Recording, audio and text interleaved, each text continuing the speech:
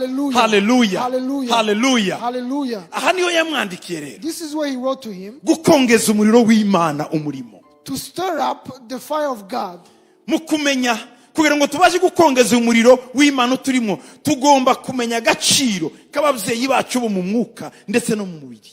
In order for us to rekindle this fire, we must recognize the important work done by our biological and spiritual parents. Umuriro wawe Your fire, kugira ngo ubyuke, to be rekindled, uhera it starts mu kubanza kumenya umuntu wakubwirije, in recognizing the one who preached to you, umuntu wakubyaye. the one who birthed you. Igihe cyose utazasubira ku mizi, Every time you don't go back to the kuri root, source, to the source, tuzazamuka hejuru. you will never go up. Nta mashami There are no branches. abaho atagira imizi. There are no branches. Tushobora without roots. You cannot kugera kure get far udafite imizi. without roots. Kugira ngo ubyuke muri wowe, For you to be imbaraga revived, z'Imana zigaruke for muri the wowe, power of God to be banza rekindled, wibuke ko hari abakubyaye. recognize that there are people who birthed you. Tiwaje kuri iyi si gutya, You did not come to this earth by tiwaciye mu accident. idirisha ngo You uyizemo. did not come through a window. Hari imizi y'ubuzima, There are roots of life. hari abatumye ubaho, There are people who caused you to live. hari abakwise izina. There are people who named Iri you. zina rikomeye,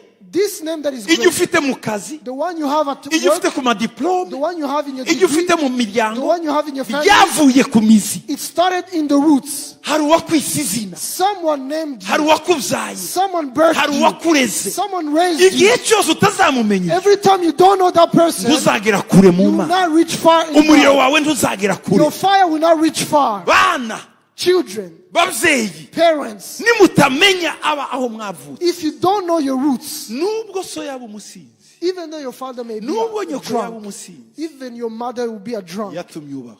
they allowed you to live. Niwe wenyine kuri iyi si Imana yizereye ko yakubyara. They are the only ones who were entrusted to give birth to you. Tiwavutse kwa Kana, You were not born. wavutse aho nyine, You were not born in kuko another mu place. bariho bose kuri iyi si niba Imana yizeye ko bakubyara. Because among the people living on earth, those people, those parents were trusted by God to give birth to you.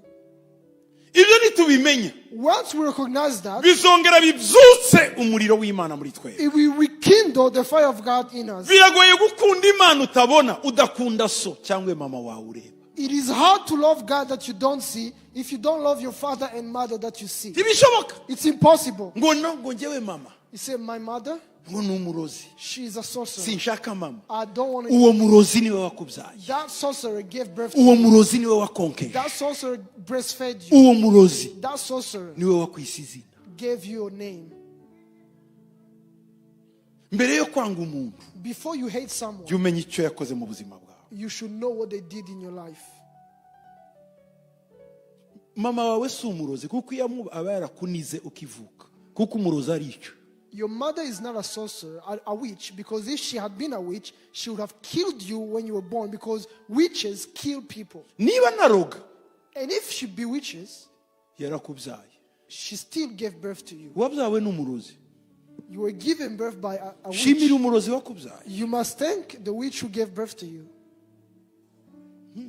Imana ntiyashimye abatagatifu n'abamarayika ngo ari wakubyara, yashimye umurozi ko akubyara.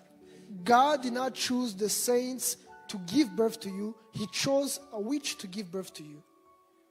Uko byagenda kose, However it is, umuntu watumye ugera ku isi the person who allowed you to come to this ni earth nawe watumye ugera hejuru. is the one who caused you to go far. Nta mashami abaho hatari imizi. There are no branches if there are no roots. Wari wabona igiti kinaganye hejuru nta mizi? Have you ever seen a tall tree without roots? Mutagira ngo nshigikiye abarozi. Don't think that I'm supporting witches. Je nshigikiye wakubyaye. I'm supporting the one who gave birth to you. Sinshigikiye ibikorwa bibi, I am not supporting ariko the bad ndashigikira deeds, uwagutwite. but I'm supporting the one who carried Birababaje you. cyane It is very sad ko umuntu adashobora guha nyina n'akakado ngo ni umurozi, that someone ntahese akazi akakado ngo ni umurozi. Yo, nubwo uzasenga bimeze gute, tuzagera mu bubyutse bukomeye.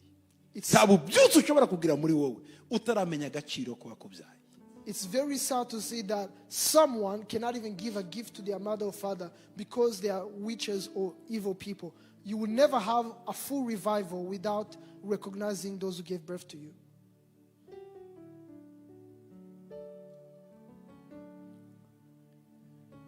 Muri Timoteyo wa mbere 1:5, In 1 Timothy 4, 1:5. 1:5. We have this. Aravuga ngo kuko nibutse. Because I remember. Ngo kwizera kutaryarya, wumve, kwizera kutaryarya. Hey, give me the verses. The genuine faith. Ndagira ngo urebe. Kuko nibutse kwizera kutameze gute. Because I remember.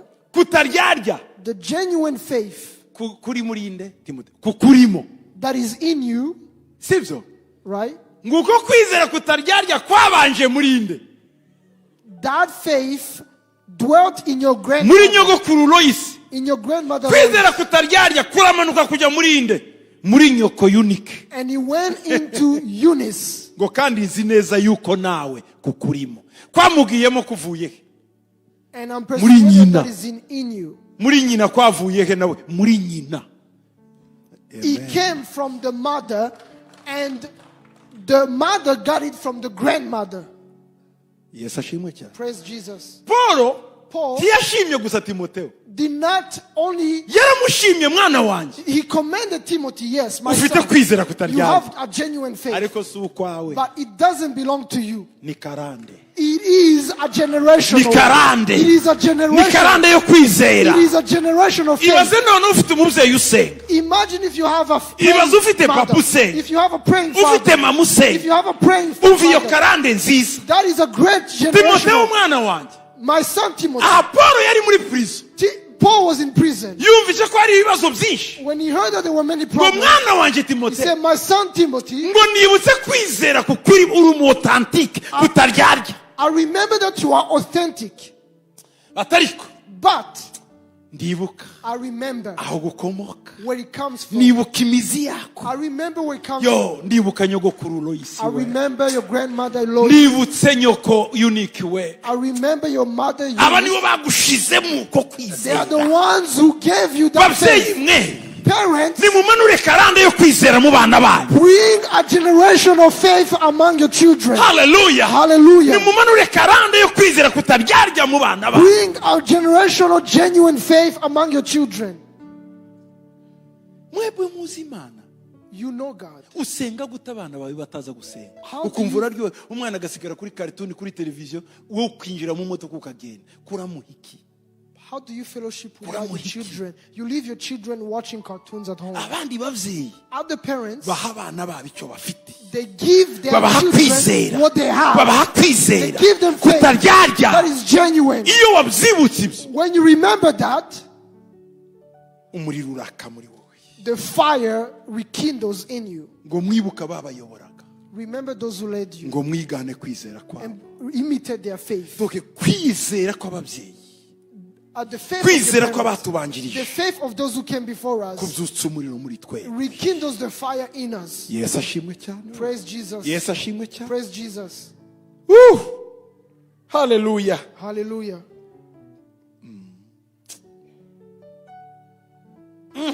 Timotheo wa kabiri 3:14. 2 Timothy 3:14.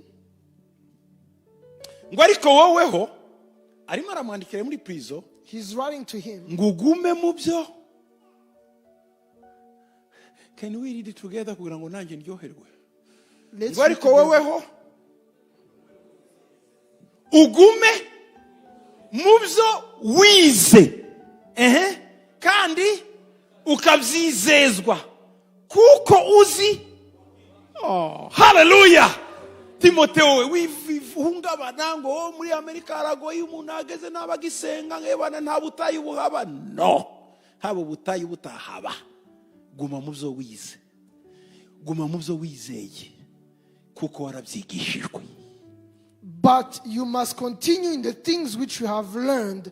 Whether there is trouble, whether you are in America and there's confusion, continue in the things you have learned because you were taught that way. Hari ikintu cyantangaje n'ubu ntaramenyera ubusobanura. Something amazes me that I still don't understand. Nabwirije abantu batarakizwa. I preached to people who were not saved, Batazi iby'Imana. who did not know the things of God. Barabimenye. They learned it and accepted Ibyo it. tubabwiye What we tell them, barabyumva. they do it. bazi gukorera Imana, They know how to serve God. bazi gutangira They know Imana, how to give to God. bazi gutanga icyacumi. They pay their tithes. Bukeye Imana ishira mu bandi nabo Then God put me in other people bazi iby'Imana, who know the things of God, babivukiyemo, who were born in the things of God, babimereyemo, who are used to them. ariko ntibatanga They don't give. ntibatanga icyacumi. They don't pay their tithes. Ukibaza And you ask yourself, ko ba se na ba nyina babikoraga, why do they not do it when their parents bo did niki it? cyabaye? What happened? Kuko njyewe I hear ndi sadaka za papa yatanze. I am the fruit of the offerings that my father gave. Umunsi nereka papa madamu wanjye fiance, The day I showed my father my wife, yaramuhamagaye, he called her. turicara, We sat together. aramukunda, He loved her. aramubwira ngo n'umwana w'imfubyi, And he said, she's an orphan. ntuzamubabaze, Do not hurt her. ni imfubyi.